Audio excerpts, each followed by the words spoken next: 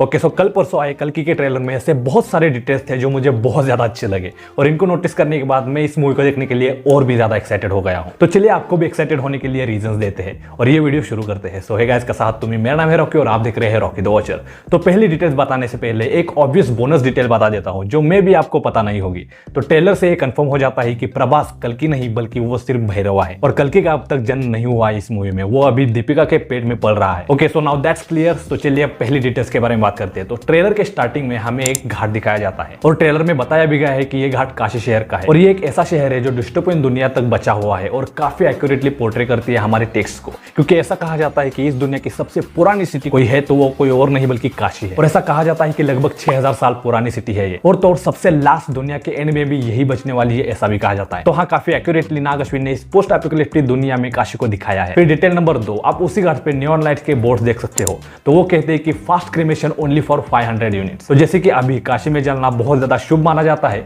तो वैसे डिस्टोपियन दुनिया में भी ये प्रथा कायम होगी, ऐसा दिखाया गया है। फिर आगे डिटेल नंबर 3, हम ट्रेलर के इस शॉट में आप कमांडर मानस के पीछे टाइगर को देख सकते हैं, बट डिटेल ये नहीं है, बल्कि अगर हम इसे जूम करके देखें तो ये कोई नॉर्मल टाइगर नहीं बल्कि सेबर टूथ टाइगर है। और ये इसलिए बहुत ज्यादा इंपॉर्टेंट डिटेल हो जाती है क्योंकि ये सेबर टूथ टाइगर अभी भी एग्जिस्ट नहीं करता, बल्कि डायनासोर के कालखंड में ये होता था और अभी सिर्फ इसके फॉसिल्स ही मिलते हैं। तो ये डिटेल हमें बताती है कि डीएनए क्लोनिंग इतना आगे बढ़ गई है कि इस डिस्टोपियन वर्ल्ड में इंसानों ने जो लुप्त हुए प्रजाति है प्राणियों के, उन्हें वापस लाने में कामयाबी हासिल कर दी है। फिर डिटेल नंबर 4, जब प्रभास की एंट्री होती है तब वो बुजी से कह रहा होता है कि भाई बुजी, मुझे क्यों उठाया, इतना अच्छा सपना देख रहा था कि हम दोनों कॉम्प्लेक्स में हैं। और तभी हमें कॉम्प्लेक्स की विजुअल दिखाए जाते हैं, बट वो रियल में कॉम्प्लेक्स नहीं है, बस भैरवा की इमेजिनेशन है। ऐसा कह सकते हैं कि उसके एक सपने का कॉम्प्लेक्स है, उसके सपने में ऐसा दिखता है कॉम्प्लेक्स, हरा भरा पानी से भरपूर, क्योंकि अभी तक भैरवा ने कॉम्प्लेक्स के अंदर देखा भी नहीं है। और हाँ, उसका सपना है 1 मिलियन यूनिट्स हासिल करके उस कॉम्प्लेक्स में जाने का। फिर आगे डिटेल नंबर 5 काफी इंटरेस्टिंग है और इसे देख के आप बोलोगे कि I see what you did there Nag Ashwin, क्योंकि काफी टेक्स्ट के यानी पुराना के अकॉर्डिंग है। तो जब बुजी भैरवा को बोलता है कि भैरवा 5 स्टार बाउंटी मिली है 1 मिलियन यूनिट्स की, तो तब वहां बुजी बाउंटी शो करता है और उसमें नाम आता है सम 18 और ये कोई मॉडल नहीं, का नाम है सुमति। मतलब कुछ समझे, सम 80 सुमति, सम 80 सुमति, सुमति, समझे? हाँ, और ऐसा कहा जाता है कि शंबाला सिटी में कल्कि का जिनसे जन्म होगा उनका नाम सुमति होगा।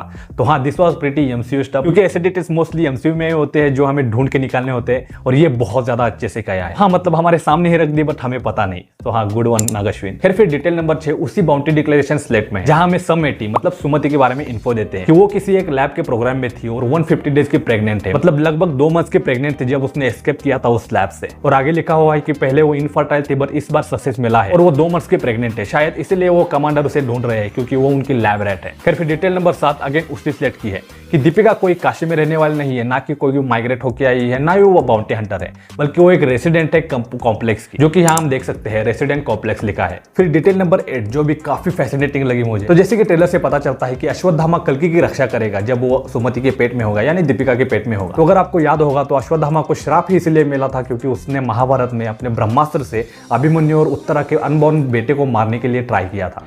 So this is like a redemption और से full circle of his life, जो काफी एक इंटरेस्टिंग वे में उसे मिलने वाला है। तो बहुत ज्यादा सोच के ये बनाया गया है। Hats off to the makers Nag Ashwin. Just hope है कि भाई मूवी में भी इस लेवल की क्वालिटी हो। फिर डिटेल नंबर 9 अश्वत्थामा जो एक बीस्ट है इस मूवी में, और ये ट्रेलर से पता चलता ही है जब हमें ग्लिम्स मिलते हैं भैरवा और अश्वत्थामा के फाइट के। और आप इस स्टिल को देखोगे तो आपको उनके स्टैचर से पता चल जाएगा कि भाई कितने वो स्ट्रॉन्ग है। सिर्फ एक पाई से मतलब लेग से बुजू को रोक देते हैं और 5-5 लोगों को उठाकर फेंक देते हैं। और ये कोई साउथ की लार्जर देन लाइफ मूवी नहीं है, बल्कि अगर अश्वत्थामा है तो उनके पास कितनी पावर होती है ये बहुत ज्यादा अच्छे से डिपिक्ट किया है नाग अश्विन ने। और फिर से मैं कह रहा हूं पता है, बट विजन बहुत बहुत ज्यादा अच्छा है और ट्रेलर से लग रहा है कि एग्जीक्यूशन भी अच्छा किया है, बस मूवी डिसअपॉइंट ना करे बस। बिकॉज मैं ऑन पर्सनल लेवल बहुत ज्यादा एक्साइटेड हूं इसे देखने के लिए थिएटर में, एंड लो की प्रभास का कमबैक भी, बट खैर वो थिएटर में देखते हैं। आगे डिटेल नंबर 10, इस सीन में आप एक हाथ देख सकते हो जिसके हाथ ऊपर कोई पैर रख रहा है। तो वो हाथ तो कंफर्म पता है कि वो अश्वत्थामा का है, बट पैर थोड़ा कंफ्यूजिंग है कि भाई कौन हो सकता है, बट मेरे हिसाब से 2 ही हो सकते हैं, एक तो भैरवा एंड सेकंड सुमति यानी दीपिका। भैरवा हुआ तो वो तब होगा जब वो सुमति को पकड़ने की जगह उसकी मदद करने के लिए ठान ले,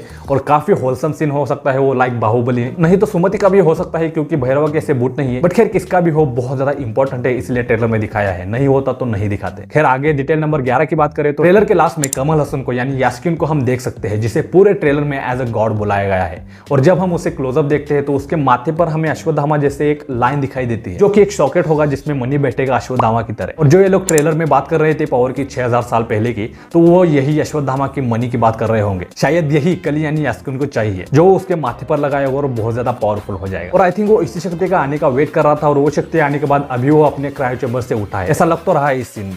खैर ये बस एक थ्योरी है, बट हाँ काफी स्ट्रॉन्ग कनेक्शन होगा यास्कीन का उस अश्वत्थामा के मनी के साथ, जो मैं भी हम मूवी में देखेंगे। 12वीं और लास्ट डिटेल की हम बात करें तो इस सीन में अश्वत्थामा का यंगर वर्जन दिखता है बैटलफील्ड में हार से बैठा हुआ। तो मैं भी हमें कुरुक्षेत्र की बैटल का फ्लैशबैक देखने मिल सकता है मूवी में। भाई इसे देखने के लिए तो मैं अभी जाऊँ थिएटर में, but sadly I have to wait till 27 जून।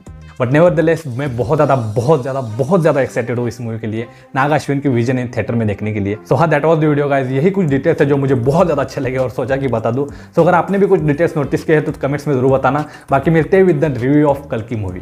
तो दैट बीइंग सेड ये था आज का वीडियो। बाकी चैनल पर नए हो तो चैनल को सब्सक्राइब जरूर करना और मिलते हैं इन द नेक्स्ट वन। तब तक देखते रहिए रॉकी द वॉचर। जय हिंद।